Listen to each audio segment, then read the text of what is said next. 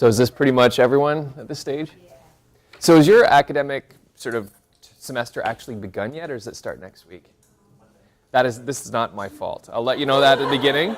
I offered a bunch of times, the department picked this, so we're not starting the day with you all hating my guts, because I was thinking, if I didn't think it had started yet. So not my fault, somebody else to blame. It's a systemic issue. Okay, I guess we can start to get things kicked off, if that's good with you. Quite a long day. We'll see where we get to. Hopefully we'll wrap a little bit early. I think everyone would probably like that. And I'll just try and give you a bit of a sense of what I hope to cover. Where are we here? Yeah, so I'm going to be touching on a lot of different stuff here. I think one massive caveat at the beginning of this, a few caveats. One, I've never tried to cover all this before in one day.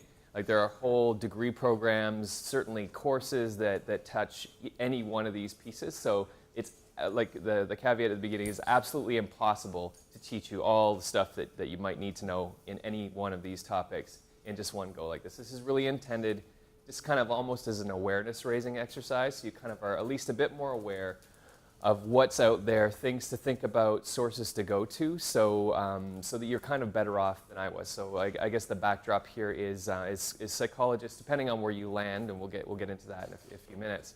But even if you are going into private practice, but certainly if you're working in a hospital setting and the like, you have to know how to do program evaluation, implementation. I mean, this is part of the bread and butter of the work these days. And I personally never got any exposure to that coming out of grad school, zero. So this is an intent to give you a bit of a step up on that, and so you can kind of go in knowing a little bit more than I did, which was nothing. So it's not too hard to actually know more than I did coming out of grad school. So anyways, I'll introduce myself, and then we'll do some introductory stuff. These are some of the organizations and partners and funders and the like that I'll touch on in this work. So I'm Sean Kidd. I'm a clinical psychologist. I work at the Center for Addiction and Mental Health. I'm a senior scientist there. My research is mostly in the area of community mental health and equity, so everything from exploratory work around equity and community inclusion and the like, through to clinical trials of cognitive interventions in psychosis and youth homelessness. And I'm the division chief of the Division of Psychology at CAMH as well, so do some oversight over the discipline at the hospital at CAMH. And I think the reason that Zindel and Mike suggested I come and do this is because over the years, both at in Hamilton, McMaster, where I was before CAMH had been there for just over 8 years, I've been tapped an awful lot for program evaluation and design and implementation and all that kind of stuff, because I'm kind of known as the person who's a go-to for recovery-oriented care, developing interventions and the like, so just constantly getting approached by administrators and service managers, and it weaves its way into research, so I'll try and cover some of that. So hence me being here. So this is probably overreaching. This is really just, as I mentioned, you just wanted to get your heads into the fundamentals of what's involved in consulting with services, in the kinds of frames where it might come up, what's involved in evaluation, and I'm sort of turning this on its head a little bit, in part because it will just be really boring to, in a rote manner, go through Program Evaluation 101 and Consultation 101. I'm going to cover that stuff, but I'm going to work backwards and start with an overview of implementation in clinical settings, because really the only reason you're ever asked to consult and evaluate is to implement something, do kind of a quality improvement exercise, like it's to change something, right? And so if you don't kind of go in with a decent handle on what's the evidence behind implementation, the structure of implementation, I mean, that's the fundamental. If you don't have a bit of a handle on that, nothing else will work too well. So we're going to start there. I'm going to try and give lots of examples from my own experience of things that have worked and things that haven't worked as well, to just make this more engaging and more tangible and a bit less tedious. And talk about the role of clinical psychologists in this space. As you know, there's a whole subfield in psychology, industrial organizational psychology, IO psychology, which is consulting. They do hold PhDs in that. So as I mentioned, there are people whose this is the only thing they do. I'm going to try and just focus on clinical psychologists of various stripes and how we tap into this. And there's a lot of murkiness in this about either there are fields of program evaluation and implementation science, and just kind of how we might plug in a little bit and use our skill sets therein.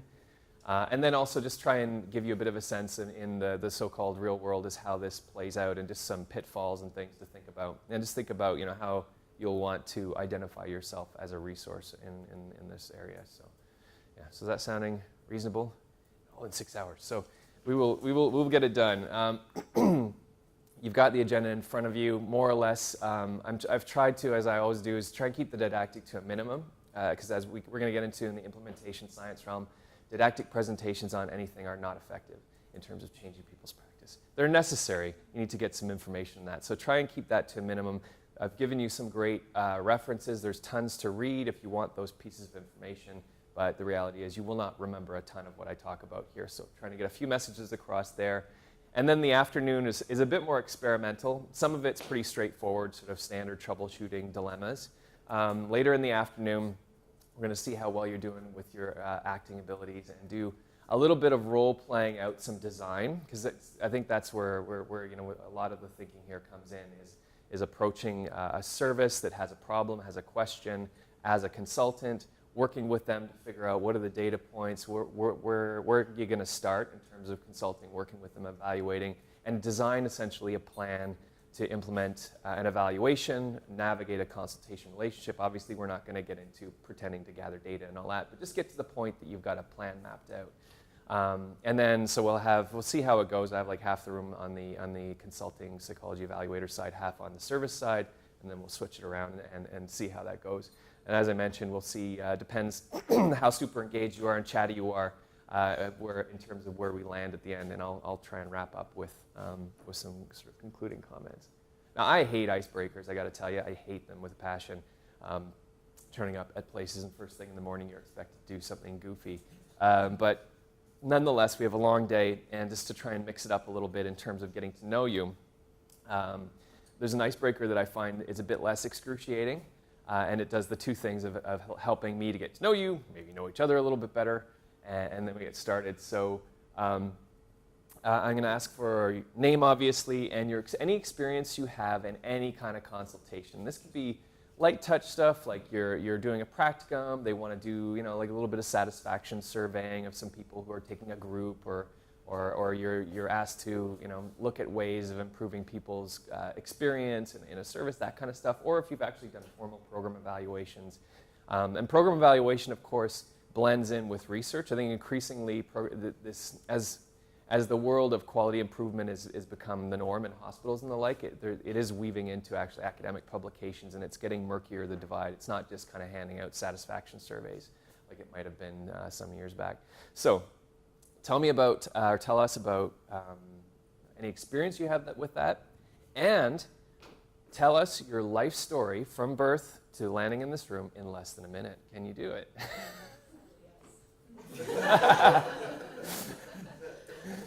So, because I'm just, you'll probably doing a little bit of assembling in your minds right now as to how you're going to do that. I'll kick things off. So I've told you my name and what to do. In terms of program evaluation and consultation, like I mentioned in grad school, I had zero really exposure to this. I was doing homeless youth research. I did electrophysiology stuff with rats and brain stems and all that. In undergrad, decided that wasn't for me. I got tired of oscilloscopes, moved on to human beings and homeless youth research.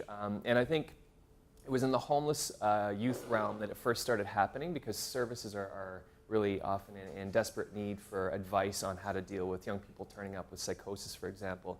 Child and youth workers don't feel equipped for that. And I was coming in as a grad student, a clinical grad student. Like, what do we do? How do we address this better?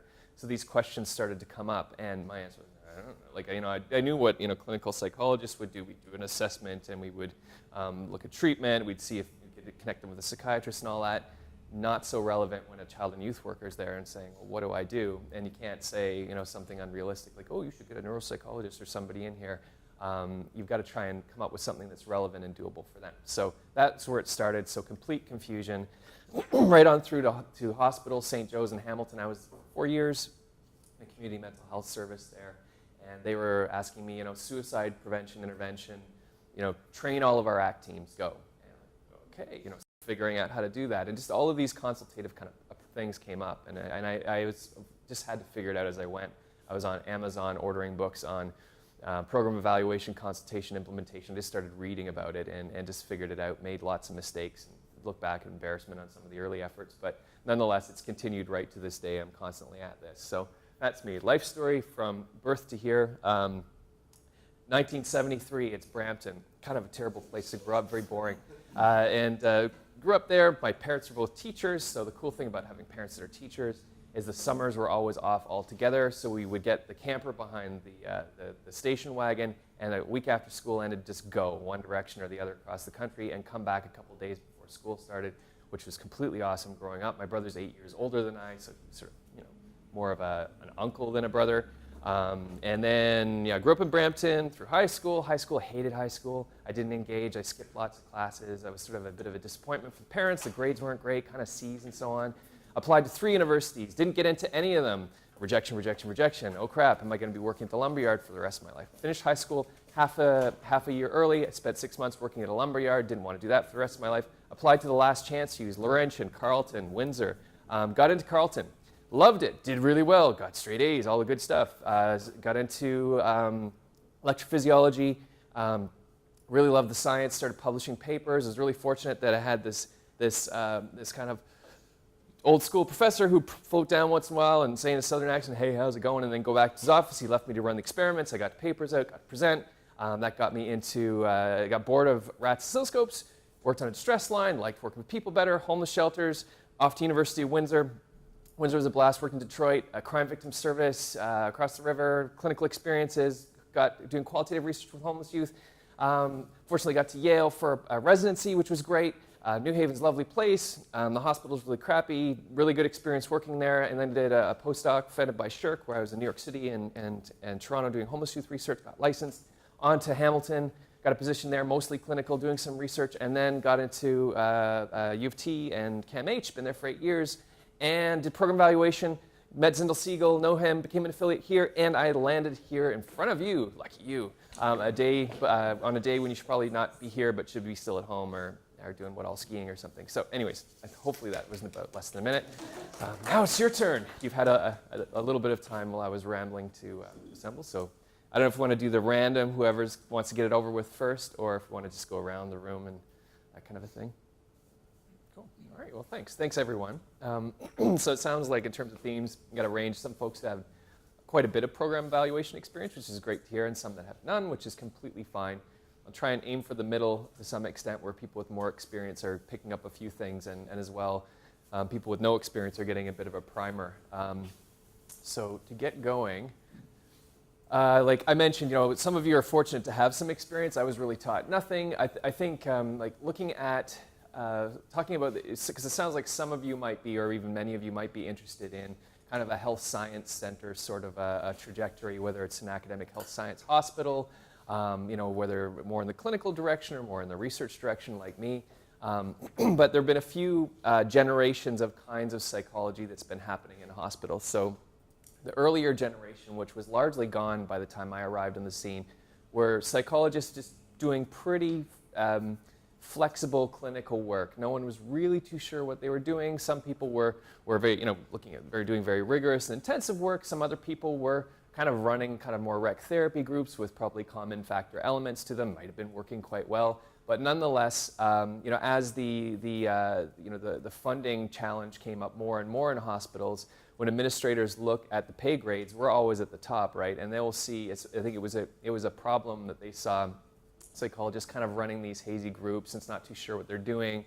They're at the top of the pay grade, and of course questions start coming up. Well, can't we just get a social worker or an OT or somebody to run this group? Why are we paying this person $125,000 to do what? Like run social programs? Like that started to happen, and in part that was as the faith in psychology as just an idea started, I think, to crumble a little bit.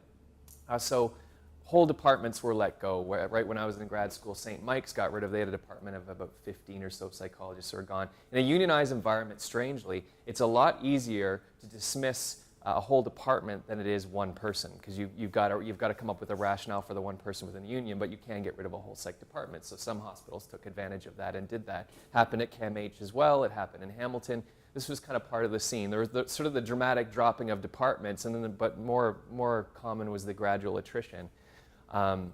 So the new wave of psychologists kind of came in, I guess, in part of the new wave, but coming in with a bit of a different skill set and different focus, doing more of a mixed bag. Like, we have to be often Jacks and Janes of all trades, because we like right now, especially now that CBT is the emphasis, as it's been for many years, many other disciplines that are a lot less expensive than us can say that they do CBT. Sometimes the quality is questionable. You might have an OT who's done a weekend workshop, but they will say to their manager, who has no idea, that I can run the CBT group, no problem, I've been trained and all this, and a manager might not have any idea the difference between that and a psychologist and what we do in our intensive training.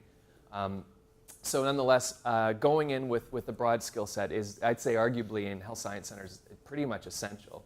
And that's where, the clinical stuff is pretty straightforward. We know how to do assessments, we know how to run groups and see people individually. Where it gets a lot hazier is when you're asked to be a manager, kind of effectively kind of managing teams, consulting with interdisciplinary teams on practice, certainly doing the program evaluation piece. That comes up a lot. Like right now, it's all hospitals are running on this sort of performance-based metrics. Electronic medical records are there, and their hospital budgets and how well they're doing and their prestige in a lot of ways hangs on data. It's all data all the time. And so this is a good time for psychology in a lot of ways, because we come in and it's a bit of the perfect storm. We can do the clinical work. We're often framed more in the stepped care model, where we're supervising many other people, many other disciplines. We see the most complex. We train other people in skills, which kind of makes sense in a way. Like right now, given the volume of people that come through a place like CAMH, there's no way even more than a small proportion would ever see a PhD clinical psychologist. So you can't just hold down the fort on that and say, well, that's just too bad for them. You got to sort of support other people. So you kind of get this sort of role, and we get such intensive training and research. That's also appealing. So part of my job as discipline chief at CAMH and psychology is to keep with the administrators who come and go, keep awareness raising. Here's the added value of us. We have all this research training. We can do clinical. We can do this. We can do that. And that's why we're completely awesome. That's why you should hire us, even though we're parked at the very top of the union pay grade. So the long and short of it is, being good at that is quite important and added value. You're in a job interview, and if you kind of are just saying, it's just clinical, it's all I do, I want to see people one at a time, or run a few groups, that might be fine for many settings. But if you're health science centers, hospitals, and the like, you really add to your value. Say, yeah, I'm interested in that. I'm interested in supervising other disciplines and capacity building. I'm interested in evaluation. And then suddenly the managers will start thinking, ooh, okay, so they can help me have sharper reports to pass up to directors. They can help me have the innovative program running. All of this stuff starts happening, and you'll get picked over the person that just kind of wants to see people one at a time. So this is for me certainly was a bit of a reality check, because coming into psychology out of grad school, my whole headspace was, you see people one at a time. That's what a clinical psychologist does. A bit of assessment, a bit of one-to-one, maybe a group. That's all you do. And that might be fine if you're in a private practice or other settings, but if you kind of want to go with the more public side of things, that's how you got to roll. Regular requests. I get asked constantly, and that'll be part of my discussion here, is it's fine to be good at program evaluation, but you will get snowed. If you get known as a go-to on program evaluation, development, consulting, you'll have people coming to you constantly, because they have this pressure to get data, they want to innovate, all this kind of stuff. And if you get known as a friendly, likable person, you can explain things in a reasonable way that people understand, you can do this, you're going to get snowed. And they're going to talk a little bit about ways of managing it. And as well, just, I think if anything, you can read a lot about the mechanics of evaluation. There's no way I'm going to cover all that today. Consultation as well. I'm going to try and cover the basics of that, but I'm also going to try and cover the politics, because one thing that doesn't get covered really at all in a lot of these discussions are the politics of program evaluation. And program evaluation are loaded with politics. Lots and lots of terrible pitfalls to drop right into and get into trouble and screw it all up, to be honest. So having a bit of an eye to that, and I think I was quite naive to some of that going in. Like I kind of wrap my head around how you do a basic program evaluation and consult, but some things can come up. I'll give an example. So there's I work in severe mental illness, and so and housing and homelessness and supports and all that stuff. So there was a fairly high-end supported housing program that was quite high quality. It was mostly private oriented. But there was a connection between the woman that ran it and CAMH. They were having some problems. They were seeing just some staff dissatisfaction. They didn't know about program design. And I was asked to go in and spend a little bit of my time with them to advise on what they could do for a model. And I did, and I'll get into design and stuff a bit more, but the usual suspects. You want to interview the people involved. So you talk to the people more in a management role, you talk to the founder, you talk to the people that are working there in various capacities, you spend a little bit of time in the program, you do a bit of informal surveying with the clients. Tough in this context because they're quite unwell, so you can't really hand out tons of standardized surveys. But nonetheless, you pull together a report, you know what best practices are, make a few recommendations, and it's easy. Now, this was a challenge in some ways because there was big fractions in the staff, some very dissatisfied staff. And in their interviews, a couple of the staff, they said some stuff that they wanted to pull back, right? So talking about their perspective on clients and that. So I'm writing a report, and then you're wanting to highlight some of the challenges. So you do a couple of quotes about what some staff perspectives are and things. Not many staff work there. It's not like a place like CAMH where it's a quote buried amidst hundreds of people you interviewed. And a couple of them got really angry at me, leaving me angry phone messages. I didn't say that. I'm like, well, yeah, you kind of did. But I realized that I'd gone in, and I'll talk about consultation, gone in without setting the terms and being a bit clearer and a bit more aware of what can happen afterwards if it goes sideways. Because of course, if everyone's happy, it's a lovely program, you need to tweak a thing or two, then it's cool. No one's going to be complaining to you. But if there's some fundamental problems, and some people are kind of highlighted as a part of that problem, then you start to get some very unhappy people who start to maybe think about getting litigious. That didn't happen here. But it's always good in any of these scenarios to think about some of the worst possible outcomes and work backwards. Not in sort of a catastrophizing, sort of paranoid way, but just being aware of that because it will help guide planning on the front end. Stuff that seems like, oh, it's not necessary, everyone's nice, we all want to do well with people, might seem not apparent at the beginning, but can be at the end. Getting into this, so I'm going to talk a little bit about implementation, a fair bit about implementation, because as I mentioned, consulting, program evaluation, doesn't matter what the context, it's usually about changing something, innovating something, revising something, whatever it is. So I'm going to try and cover some of the things I know and what's in the literature about implementation. The most common change strategy in healthcare is this, is we have a bunch of people sitting in a room, a person like me standing here, some slides, and we rip through a bunch of slides. Everyone nods, and maybe we do an icebreaker like we just did. Probably not as cool as that one. But, and everyone nods and says, yeah, this is pretty good. Yeah, I'm liking this. I got a couple notes, and this is good. And walk away, have a weekend, maybe get out on Saturday night, a little tired on Sunday morning, go back, and life just kind of rolls on as it always does. And you have a hazy memory of some nice experience. Maybe write down that you had 7.5 hours of training on whatever on your CV. Change is nothing. This happens. This is like so when in doubt, PowerPoint. And it changes nothing. There's tons of evidence in the education realm that, especially in clinical and more complex domains, this kind of didactic stuff doesn't change anything because it's not strategic. It doesn't address systems. It doesn't address kind of managing and informing change over time and a mentorship, that kind of a model. It doesn't do what you really need to do. Often it's helpful at the front end to orient people, and maybe they understand the language and some of the ideas a bit better.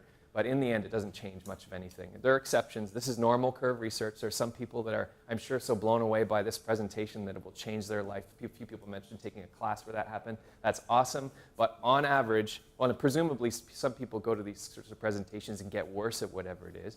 But on average, it doesn't do anything. So it's another term for this is train and hope.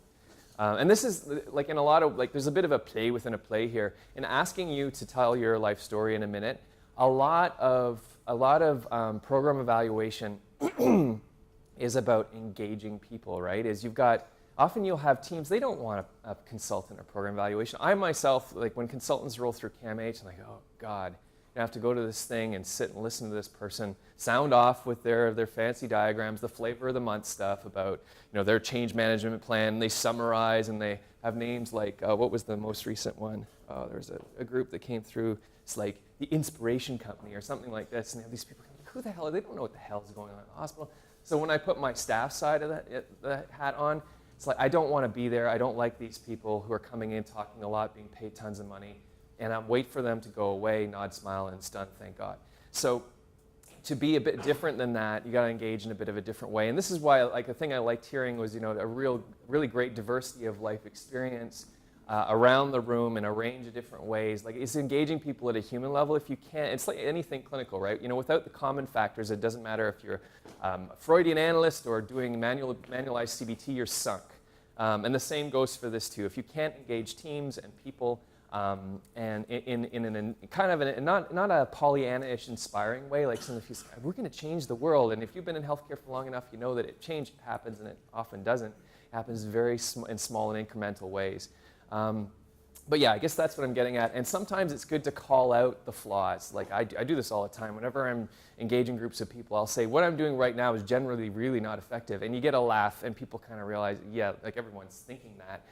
But you get, and it's like, then you can kind of get down to the business of maybe having a real conversation. So it's a lot like clinical skills, right? You just kind of you're being transparent with the audience, engaging, because then you get people thinking a little bit more, and you have a better chance of actually implementing whatever you want to implement. So, I'm going through a deck of stuff here around implementation. There are many different flavors that all land on fairly similar themes here. So I've given you a few sources, but I mean, there's tons of versions of this. Everyone has their different, their different ideas. So the idea is most organizations want to kind of and have already, have this kind of, as they frame it, culture of evaluation, that it's always in mind. We're always measuring, we're always checking out what the impacts, what we're doing. And this is really, really true of hospitals. Chemix just hired a guy, Sean something, what's his last name? I'm forgetting, just arrived. He's a big data person. So we moved to an EMR, electronic medical record. Everybody hates it, except for the people that developed it. Because it was so much easier to write a note on a piece of paper, file it away, scan it, and that. The EMR's it's clunky, it's got lots of clicks. You got to go 8 clicks to get to a certain point to enter something. It's got a lot of bugs, and it will take time to figure out. In the end, it will be a good thing, but on the front end, it's got lots of bugs. It's hard to change. It costs tons of money. But nonetheless, it is starting to collect fairly decent data, with some caveats, on a lot of people, and so they're wanting big data people to come in and analyze it. And the benefit for people like me doing evaluations in the hospital, you've got a source to pull from. Like the paper record stuff is awful to audit, paper charts, but you are starting to get data to pull from. So this is really, it's become this culture of evaluation, and really, like, it's about, I think, what a lot of implementation people is trying to. It's less about trying to get a program to do a thing. You want to kind of get everyone in the headspace that we're trying to measure things, change, and have it a part of the routine day-to-day life, as opposed to a side project. Another thing you see in hospitals a ton is every year there are a couple of initiatives, a new direction, and this sort of stuff. And what a lot of staff will do, and I think I've got a slide coming up that says this, it's culture eats strategy for breakfast or something like that, is basically people will wait till these initiatives come and go. They'll see some manager or someone all fired up about some new initiative. They come through, they sit through PowerPoint presentations, they're expected to change something.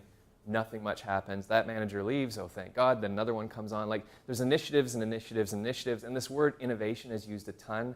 There's a fatigue. There is a fatigue of evaluation, there's a fatigue of change, there's a fatigue about innovation too. People are sick of hearing the word innovation in a lot of clinical contexts. It's like, holy crap, how much innovation? Like, what about what we're doing right now? Is that not pretty good? So I mean, there is this sort of idea that you're coming into many environments where people are tired out. They're not just there, they haven't just been waiting on the edge of their seat for you to arrive. You're working in systems that might be very change resistant. So to kind of go in eyes open and see it as kind of a culture thing. All right, so a couple of things. Really, in a lot of ways, it's figuring out the point of entry. There's evidence that shows that, like, because you've got a few different people that you can kind of tackle here. You've got your senior and executive level folks, your VPs and directors and the like. You've got managers in the middle, and you've got direct service staff. In terms of the like engaging in change, in sort of in this idea of change, whether you're wanting to implement, really anything, the VPs and execs, they're often really detached from what's going on in the day-to-day within whatever service or program you're wanting to make a difference in. So you can talk to them, they'll be interested, they might be quite supportive, but they often really don't have a handle on what will make things actually change. They have broad directions and ideas and initiatives and that, and you need their support often. Like, they can get managers to do stuff for you, but nonetheless, you need them on board, but they're not instrumental. there's a fair bit of evidence in this. The action is really your unit manager, your service manager, because they're the ones that often have relationships with the teams and can kind of make, because a lot of implementation work is about rolling up your elbows and digging into what's going on in the day-to-day. And they're in charge of the day-to-day, so they're the ones you need to focus on. And there's any number of these sorts of circle diagrams, but what a lot of it boils down to is thinking about the, if you're going to do implementation properly, is thinking about the domains that you've got to sort of target and thinking about process. So this is just a bunch here I'll kind of walk through. You're looking at staff performance evaluation. You're looking at what is the data? What's the quality of the data? Where is it stored? How's it gathered? Who uses it? One of the most expensive outpatient interventions happening in Ontario is assertive community treatment, or ACT teams. There are nearly 100. Their budgets are on average about $1.5 to $2 million a year, so hence kind of we're at $100 million plus budget. They collect tons of data on every one of their clients. No one ever looks at it. Isn't that weird? They do collect tons of data on their clients. It's a $100 million plus program. These are our dollars, yours and mine, paying for this, and they've got a massive database. I wrote a couple of papers going through that database. It's a train wreck. I would never do that again. But it pulled it. In principle, it's nice. We've got all this data, but I went through it. It's so messy. I did get a few papers out of it at kind of a very high-level analysis. But this is this notion of like, what is the data? Where is it? What's the quality? Another example at St. Joe's, they have rating scales and individualized care plans. In every hospital, you should have an ICP where your goals are there. So the idea of trying to become more client-centered. If you actually look at that, the number that are actually filled out in any reasonable way is low. And then when you do look at the ones that are filled out, the number one goal will be to take my medication and listen to my psychiatrist. Yeah, really? That was their goal? Not so sure. So nonetheless, you got to look at the data. The administrative supports, if you're kind of going in and you don't really have like that manager and exec support, you're sunk. I mean, that's pretty obvious. I'll get into talking about what the intervention is. One thing, so consultants, never do this. It drives me wild. Often consultants will come in and say, what is the one thing you can do? Or, what's the one most important thing? Stupid. In system sorts of things, sorry, this is being too blunt, recorded too. It's not one thing. Like in almost every scenario, because we're talking about complex interventions usually, even manualized CBT is a systems intervention, right? Because the person has to enter a system. There are many different structures and contacts.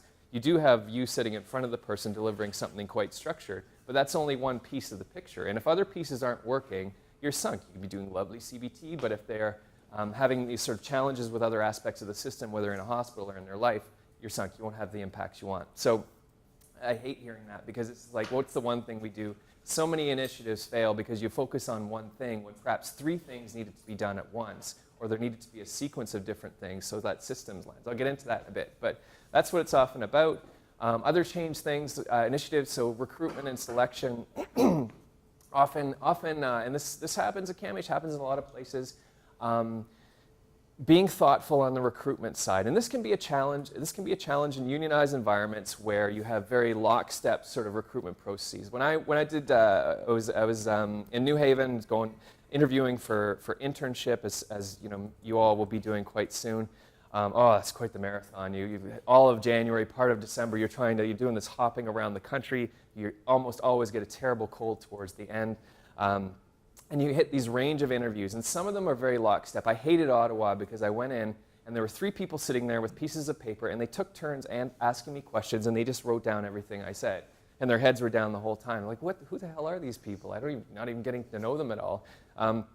That's often the environment in hospitals, and you have a challenge getting to know people. In New Haven, Tom Styron, son of William Styron, by the way, wrote Sophie's Choice, great psychologist there. He just sat down and said, how's it going? And he said, I saw on your CV, I still had some job, informal employment stuff on my CV at the time, and so I'd done construction through some of undergrad to pay for things, mostly driveways and sidewalks and that kind of thing. He says, so how do you do interlock brick driveway? And I was ready for all that, asking about diversity and clinical experience and give me a case, all that stuff. Like, you really want to know that? Yeah, break it out for me. He was a smart guy though, right? Because can you explain to somebody that knows nothing about it how you do an interlocking brick driveway? And you get to know kind of, how the person rolls with stress. So he's old school, a smart guy. But I guess my point is here is looking at recruitment, you have some systems constraints. At CAMH, everyone has their head down and is writing very structured lockstep interviews. How do you kind of try and have a recruitment and selection process that allows you to get the people that you want? So the pre-service training I've covered, almost always terribly done. Days of PowerPoint presentations where you kind of get through everything. The most striking and unfortunate example of pre-service training gaffes is cultural competence. PowerPoint front-end cultural competence trainings are not effective. CAMBUI in the UK has investigated this extensively, but organizations can say, check, we've got cultural competence covered because we did this training. It doesn't work. You really needs to be sort of, whether it's anti-oppression frameworks or something that's woven into the actual culture of service. That changes things. But pre-service training is a part of it. Looking at that, I mentioned that we were talking about consultation and coaching. But really, if there's a takeaway here, lots of words and ideas, is go in, not just focused on the survey or focused on the one little thing, but see if you can take a step back and figure out what are the mechanics here, what's the whole system in a way, what are the pieces, and I'll get into leverage in a sec, but this is just stuff to think about. So creating a plan. So this often is given not enough attention, is like, what are you actually doing, what's the question, what's the problem? So what you really need to do is by talking to many people, really try and get the context described. You want to figure out what is the priority issue, and this is where that system stuff really comes up, because there are many issues. If you get, and I'll kind of get into, I'm not going to come off as probably a fairly crusty person by the end of this. Another thing I hate about a lot of meetings is this blue sky stuff. I can't stand blue sky meetings, and I actually refuse to organize them, and I hate being a part of them. It's that, like, let's get together, let's talk about UTSC. What are the issues? What are you experiencing? Oh, God. Because then it goes on all day long. You hear about every issue under the sun. Some are important, some are ridiculous, and it's fine. I mean, it's good. Everyone might feel better at the end, had a little bit of cathartic venting session about stuff, and the more unhappy the team, the more those blue sky sessions will really get going in terms of everyone has beefs and complaints and all that. Almost always completely useless, because you end up with this, and you get the whiteboards going, and you end up with these 35 things. It's like, okay, what are we actually focusing on? So really seeing if you can drill down on where's the action, what's doable, whatever the priorities are, how does that align with the priorities of the institution? Because I can tell you now that at a hospital like CAMH or any other hospital, if you're not lining up whatever you're doing with the strategic directives that the VPs and CEOs see as important, almost always you're dead in the water. So you build your question. What's the question you need to answer? This is where it's really not that different from research, because I'm sure your supervisors, when you kind of get in that blue sky mode on research and think, oh, I'd like to look at that, I'd like to look at this, is almost every good supervisor would say, what is your question for your study? And it focuses things, right? Getting the evidence, and we'll get into that, where the evidence comes from. It can be literature reviews, it can be sources in what we've got, documentation, all that. Create a final question, and then applying evidence to whatever change you need to make. So I mean, these are kind of the plannings or things. So I don't know if you can read this, sort of a Dilbert cartoon that probably resonates a bit with what I've been saying. It's that notion that it's like the train and hope thing, right? Is you do the PowerPoint, everyone's like, yeah, I feel charged up, it's going to change things, and then you feel that only for a few minutes. So contemplating change, I guess a few different things. So trying to, it's kind of like the addictions, pre-contemplation, and so on model, but is kind of getting into the space of the values. Now, another exercise I tend to dislike are setting values. As a lot of people on the front end of whether you're starting a social enterprise or you're starting up a hospital, as often you have many of these think tanks around evaluations and mission statements that hardly anyone ever looks at again. But nonetheless, it is good to get a sense of that, clarifying who's doing what, the roles, pros and cons of whatever you're doing, and then really figuring out how you're actually going to engage in it. So getting it, this is what's involved in contemplation. There's the culture eats strategy for breakfast quote. So things you need to think about in whatever the change is, and here I'm kind of sticking to implementation. What's the process going to be that rewards people, that doesn't punish them for engaging? Because often a lot of where implementation changes is engaging in this, trying to do this, it just makes people more tired. It's off the side of their desk. There's no recognition. I'll get into in a second. In the early adopters, one of the things you often want to do when you want to change something and that you get a mixed crowd is you find your keener. You're a couple of people who are internally connected, who actually kind of like you and what you're up to. But if they don't get any recognition or any reward for kind of putting their neck out a little bit for you, then you know, gradually over time they'll learn, like, ugh, this is just something you don't want to get involved in.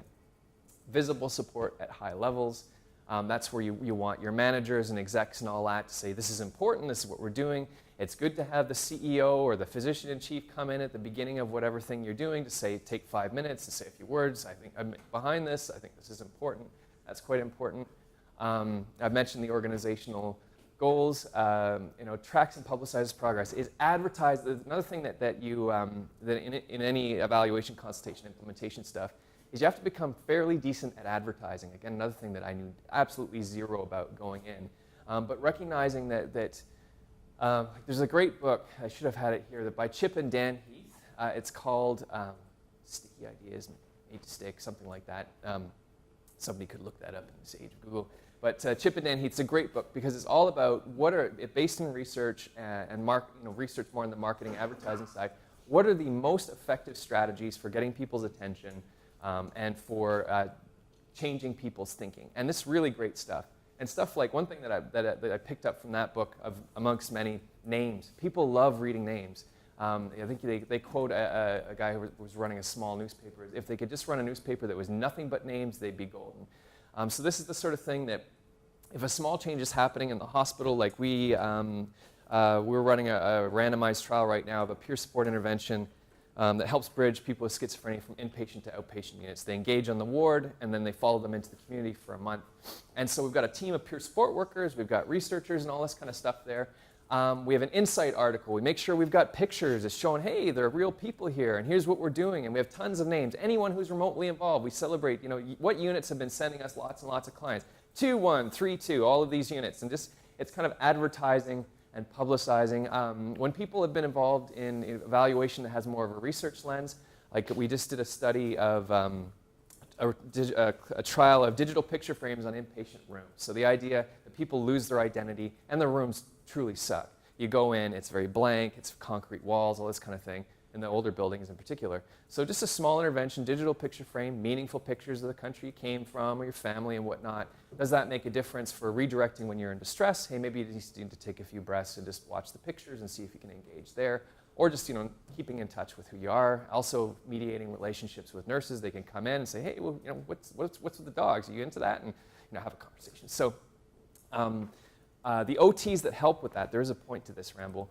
The OTs that help with that are co-authors on a paper that we just sent in to Administration Policy, Health Services Research.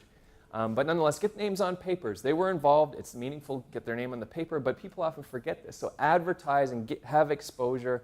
When you're meeting with the execs, meeting with the managers, mention people's names. Tell them who helps you out. Like, it's all of this notion of recognition.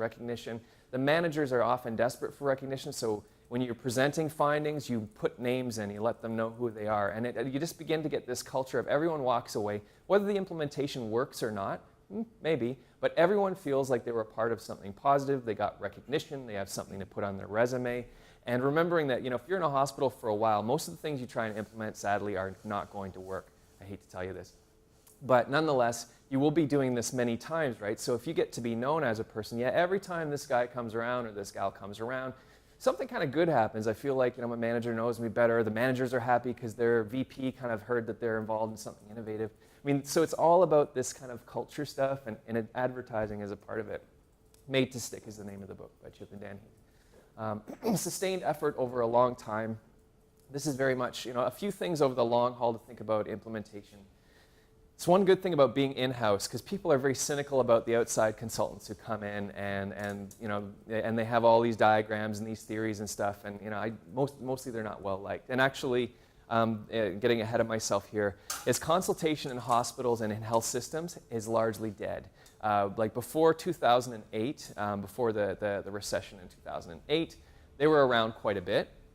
But a hard critical look came along after the recession. Like everything, like we've had frozen budgets at the hospital that have not matched inflation for 5 or 6 years now. Things are very, very tight. And one of the first things to go were consultants. In fact, in the National Health Service in the UK, they've banned consultants because essentially they found that consultants are ineffective generally. The outside drop out of the clouds, with some inspiration, but corporation consultant people who come in and talk to some people and do the blue sky workshop-y stuff generally don't change anything in healthcare. So They're starting to find their way back in little bits and pieces for very focused pieces of work. It's mostly around running meetings, to be honest. But generally speaking, it hasn't worked. The sustained effort piece, and this is where you can get more traction, is if you're working in a place or working with a few places, over time, like I mentioned, you might try and implement a few things, but you can gradually build a reputation. You get to build those relationships. Like a lot of it, certainly, KMH and other hospitals and that, a lot of it's about your reputation, to be honest. You kind of get to be known as a person who's helpful, available, who sticks it out, who's realistic, kind of comes in without this, there's, what's it called? Reckless hopelessness. So Hopper, what's his first name? I'm forgetting. Edward Hopper. Anyways, he's kind of a leading homeless researcher guy. He has this phrase I really like. So when you're going into the community, especially really marginalized communities where there's a lot of poverty and stuff, he's criticized himself and what he did in his early days as reckless hopelessness. So you go into a room of people who are facing systemic adversity in very severe forms, and you start talking about how you're going to change the world, and we're going to change things here, and we're going to do this, and we're going to do that, and let's all get together. And it's kind of a reckless hopelessness in the sense that, no, you're not. This is a systemic problem, big issues, and it's actually, it's often in many communities, this is in a lot of ways why a lot of indigenous communities and others have kicked out researchers, is just for this, it's kind of patronizing and insulting, right? That you can come in from the outside, and we who've been in the mix of things, we're like, are we so ill-equipped that we couldn't have sorted this out if it could have been done in a year with a participatory project or whatnot? So being realistic. So hence the reputation. You get known as a legit person over time. You get to be better at really implementing things. We're going to take a break soon because I know it's a lot of talking. Going through, and I'm just going to touch on these things. You can always read these later. Remembering that in most environments you go in to implement anything, there is often, with some exceptions, there is often sort of a bit of a culture of inertia, like, oh God, and how are we going to change anything? I've kind of already mentioned this a few times, but do you have like some little things that are quick wins? Like some things you might see is it'll take a few years, if ever it will change, but can you have one small thing that can change? And then hence like things like the digital picture frame sort of thing. They're easy to set up. Everyone likes them. The staff like them. The clients certainly like them. You can do that, and you can kind of very quickly recognize a project. It's a quick win sort of thing that people feel like they're a part of something. And that can be part of your long game. You might want to fundamentally change the culture of inpatient units, which I'm part of wanting to do. That's way down the road. But in the short term, you can do this small thing that everyone likes and is easy to do, and that starts to get some momentum. I won't touch on all of these things. Proving the value of change, I guess that's where you've got to, kind of the evidence and actually showing at the end some benefit. A gaffe that sometimes comes more on the research side. One of the reasons why I had a terrible time in the early days in breaking into the homeless youth sector for research, they were cynical of researchers, because researchers would come in with their clipboards and their consent forms, do some surveying, and poof, be gone. And they felt like just been taken advantage of, and they never got any information back. So this is where if you're wanting to engage, you really got to be able to feed back in an active way, in a relevant way with what you're finding. Politics, I'll talk more about. Stakeholder support, I mean, that's kind of a no-brainer. Yeah, okay, so I'll get into some of these other pieces a little bit more. Earlier on, I couldn't stand logic models. I found them really tedious to develop and kind of often, it's a bit like the values and mission statements. It seems like the massive amount of work goes into them on the front end, and then no one ever looks at them again. Well, I've come to have a bit of a different perspective on this. Here are the reasons, but logic models are pretty good, and there are different ways of doing logic models. There are approaches to this that aren't logic models, but it just gets people to think systematically through what are the factors involved in whatever you're kind of trying to change, who's involved, what are the short-term outcomes, the longer-term outcomes, and map it out. And I think it's more about, it's less about it being really super accurate. It's a theory, right? You don't know if it's true. It's just more, it's good to get people thinking systematically through all the things that are involved. So lots of stuff on logic models online, but I just encourage you to think about this. So I'll take a step back for a second. So hence, I'm trying to cover 1,000 things in one day. I don't have time to go to town on logic models. Also, I find it sort of tedious to talk about. You can read all about it, but just know they exist. And know that if you're going in and you're wanting to systematically map through something you want to change in an organization, this is one of the places you can go as an exercise. And people recognize that the logic model stuff's been happening in healthcare organizations for ages. All right, yeah, so that's a terrible slide. But that's that's kind of an example of a logic model, and you'll have this in your deck. Okay, so I've already mentioned this. So this is one of the go-to standards in implementation science is the graphics variously like this. So consensus, you're approaching a team. How much consensus is there on whatever you want to change? Is it high? Is it low? And intensity is like importance, really, is how important it is. And this is what you kind of get. If you got high consensus and it's seen as important, you're out of the gates. If you have low consensus, not important, who cares? People don't do it. So trying to have an idea about this, and this won't necessarily be a whole team. There will be people in different spots on this. And hence, the early adopters. So there will be a few people always like this. Now, early adopters, this is another one of those things that's a go-to, and this is like, who are your keeners? Be careful. So sometimes your keeners are outcasts within the organization. They're keen about everything, and they're seen as kind of firing off in different directions in a manicky kind of way. And so you've got them on your side that might actually even further say, okay, well, yeah, they're keen about you because they also, pizza lunch, they are all over every week. So like, whatever. But like trying to figure out who are not only keeners, but keeners who have some sort of social capital, access to social capital, or convey, like social capital, it's an individual thing, but kind of have some, I guess, a reputation for being a legit sort of person within the team. So, and they're the people you want to speak to in the early days and recognize the hell out of them as really let their managers know they've been so helpful. Their names are on reports if they want them, all this kind of stuff. But make sure they're rewarded, and they're the ones who will also give you a sense of the politics. They will be the ones that when you're coming in ready to do your work in the next couple of weeks, to say, not now. We just had this massive iCare EMR training. We're having to start this new electronic medical record. If you come in now talking about more things to change, you're dead. It just won't happen. So they'll be the ones that will let you know that because you won't know coming in from the outside. Okay, so I think we are in need of a bit of a break. So why don't we take 5 minutes and then we'll come back, and we're going to shift gears a little bit after this out of implementation science and into evaluation and consultation.